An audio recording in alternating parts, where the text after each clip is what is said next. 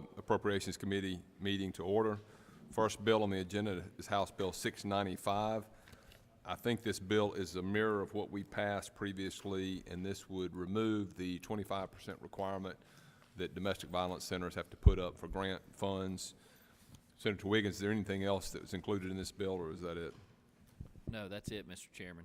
Okay. And it is similar. It is the comparable one to the Senate bill. Okay. Thank you. Any questions about House Bill 695? If not, Title sufficient, do pass. Mr. motion Chairman. is title sufficient, do pass. All in favor say aye. Aye. Opposed, nay. The ayes have it. I'll skip House Bill 761 and go to House Bill 852 and call on Senator DeBar to explain 852.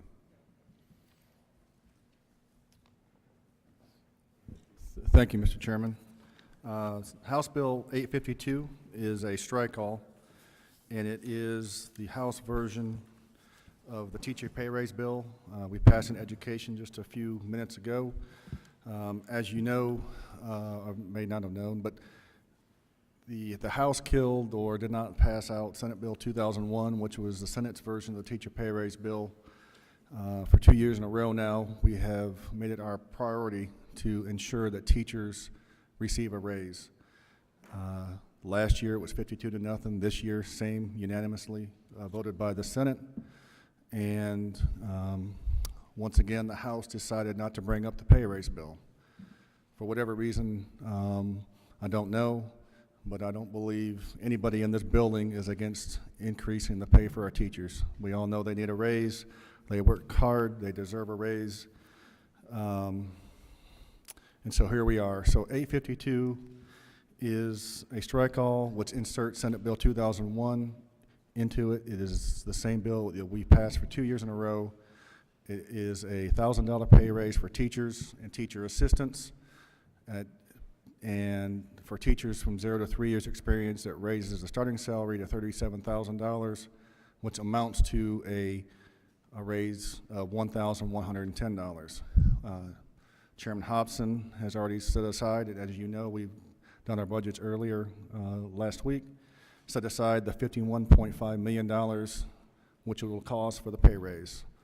And so we, as the Education Committee, come before the Appropriations Committee, feel that it is important for our teachers to get a raise, regardless of whose bill it is.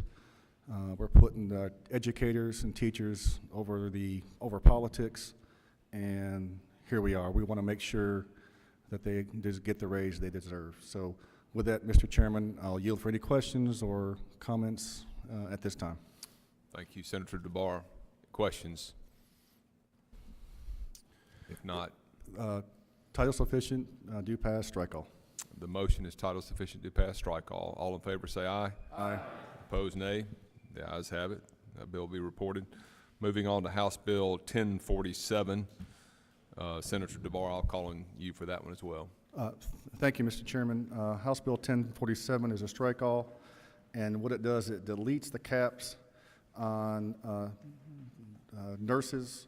They get a $6,000 a year supplement. Currently, there's a 35 person cap on that. It removes that.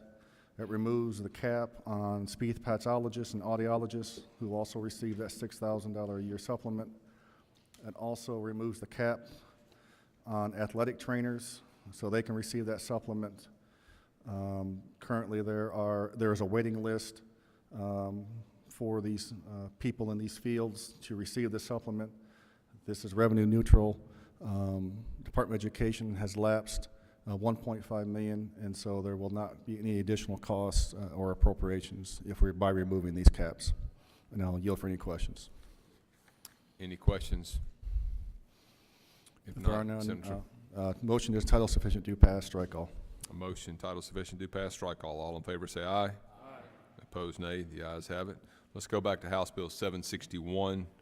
Senator Delano, I think I was told that you may be the one to explain this bill concerning the State Veterans Affairs Board.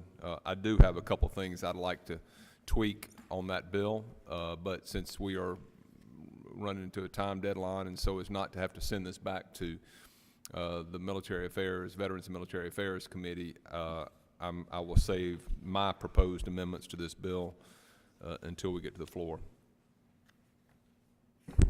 Thank you, Mr. Chairman. Wasn't fully prepared to present this bill to this committee, but I do have enough information from our Veterans Affairs Committee that I think I'll be able to help us get through this. Right now, we're trying to change some of the laws that are restricting the VA from providing a compensation package and also services that to our veterans in our state home hospitals. They need the state Veterans Affairs Board needs the flexibility to be able to go out and partner with other healthcare systems to provide some of the similar like bonuses that are provided to nurses who stay on for a longer period of time and things that they need to do to be competitive.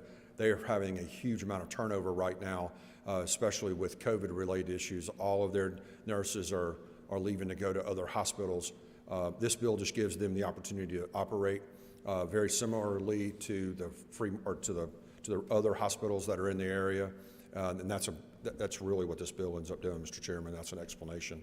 I'll be glad to yield and try to answer any questions I can. Thank you, Senator Delano. Does anyone have any questions on this bill? Mr. Chairman, I think the appropriate motion would be title sufficient, do pass. That's it. Motion, title sufficient, do pass. All in favor say aye. Aye. Opposed, nay. The ayes have it. Before we rise and report, if you are a special fund agency, I'm going to make an announcement upstairs when we get on the floor so it's a record, but we had scheduled a meeting for 9 a.m. tomorrow, but I think I'm going to postpone that meeting until sometime tomorrow after adjournment, so you don't have to come in and work on those after deadline day, come in and work on those special funds. So if you have special funds as subcommittee chair, we will need to meet and talk at some point tomorrow, probably after adjournment. So just wanted you to know that. I'll entertain a motion to rise and report. Motion, rise and report. All in favor say aye. Opposed, nay. The ayes have it. Thank you. We're recessed or adjourned.